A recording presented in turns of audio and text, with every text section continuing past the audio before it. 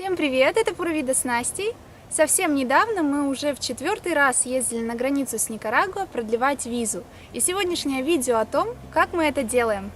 Вообще, Коста-Рика с 2014 года безвизовая для россиян страна, а значит, виза для посещения здесь не нужна. А с декабря 2016 года вступили в силу новые правила. Теперь Россия включена в группу стран, которым не нужно оформлять визу для туристических поездок длительностью аж до 90 дней. Тем не менее, при пересечении границы в Коста-Рике турист должен предоставить загранпаспорт, действительный не менее 6 месяцев на момент въезда, обратный билет с датой вылета не более 90 дней, подтверждение финансовой состоятельности, например, выписка с банковского счета. По всем правилам турист должен вернуться обратно в Россию или просто покинуть страну не позже, чем через 90 дней. Но мы в ближайшее время не планируем возвращаться в Россию, а поэтому каждые 3 месяца выезжаем в Никарагуа и въезжаем в Коста-Рику снова, как туристы. Можно выбрать любую страну, например, Панаму, это тоже рядом. В первый раз мы ездили в Никарагуа на 3 дня через Пеньяс-Бланкас.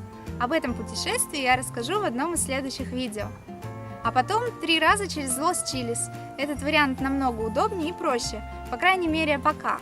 И пограничные работники там более лояльные. Личного транспорта у нас нет, и мы ездим в Никарагуа на автобусе.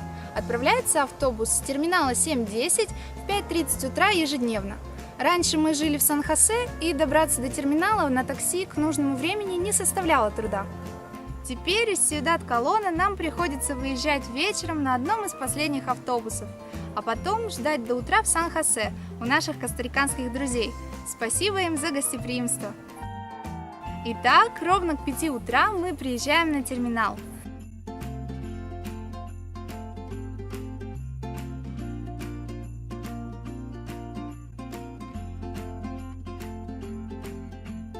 В это время открывается касса. Покупаем билеты. Стоимость билета 2915 колон.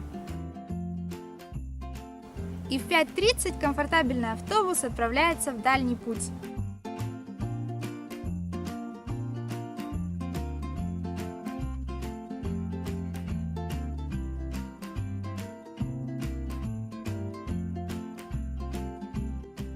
Ехать до Лос-Чилис 5,5 часов. В дороге можно, конечно, наблюдать за потрясающими костариканскими пейзажами, которые мелькают за окном, но мы обычно спим. Дорога горная, зигзагообразная, навстречу едут огромные фуры, обычно с сахарным тростником, а в этот раз с ананасами. Но водители автобусов – настоящие профессионалы своего дела.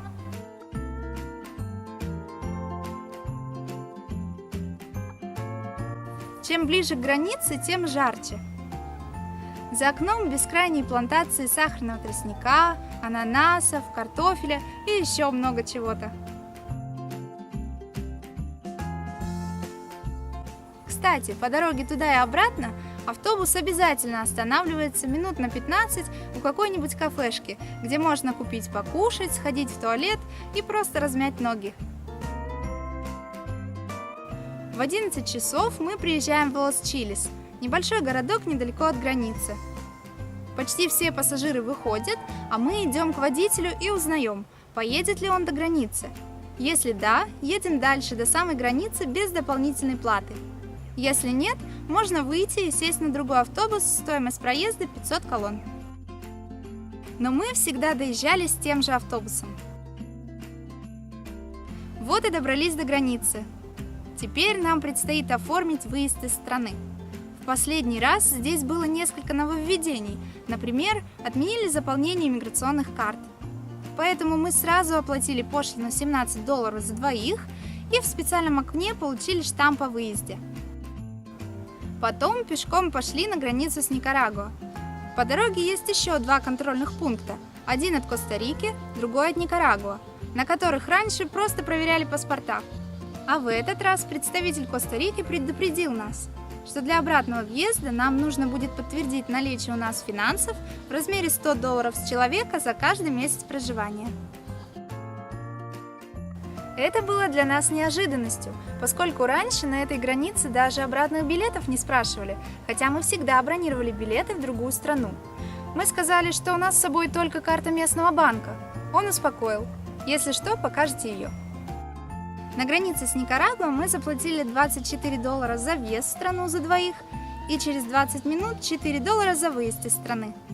На этом наша поездка в Никарагуа закончилась, и мы двинулись обратно в Коста-Рику, очень беспокоясь за доказательства финансовой состоятельности. Однако нам повезло.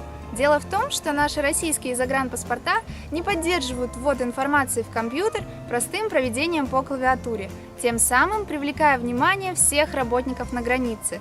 Сначала они подолгу рассматривают паспорта, потом начинают говорить про Россию, про предстоящий мундиаль и таким образом забывают обо всех лишних вопросах.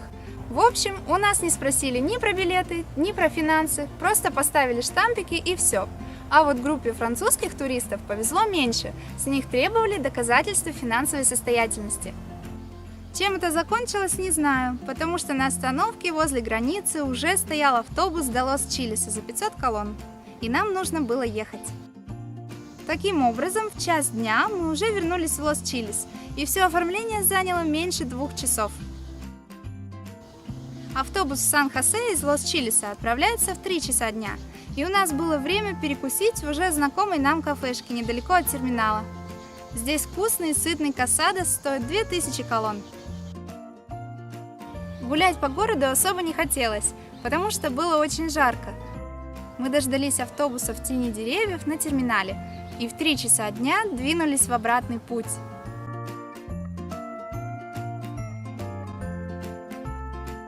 Еще 5,5 часов дороги, одна остановка для перекуса, и мы в столице. В Сан-Хосе автобус возвращается в 9 часов вечера, и мы как раз успеваем на автобус до нашего Сьюдад-Колона. Это последний этап путешествия. Конечно, поездка довольно утомительная, потому что ехать долго, и жара на границе дает о себе знать. Но раз в 3 месяца можно и потерпеть. Вот так мы продлеваем наше разрешение на проживание в Коста-Рике как туристы. Всего затрат получается менее $100 на двоих, включая пошлины, дорогу и еду. В следующий раз обязательно на всякий случай подготовим, кроме бронебилетов в другую страну, еще и документы о нашей финансовой состоятельности. Очень надеемся, что Коста-Рика не будет вносить каких-то глобальных изменений в правила для российских туристов, ведь за последние 5 лет она уже 2 раза их меняла. Хорошо, что пока это были изменения только в лучшую сторону. А на сегодня все. Если вам понравилось это видео, ставьте лайк, подписывайтесь на мой канал. Пура вида!